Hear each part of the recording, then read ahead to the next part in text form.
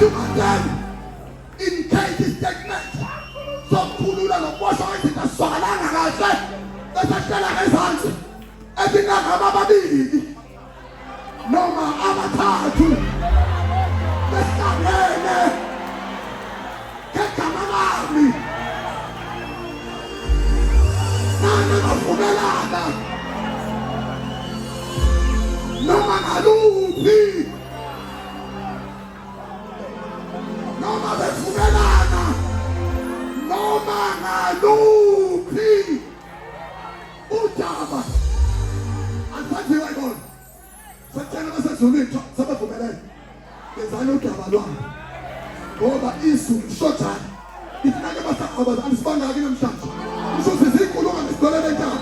ngoba i-breakup yasezulwini siphakathi kwethu ngoba yathi ayinanga behlanga nabantu behlanga egama lakhe kangaphuzi ukuqhamuka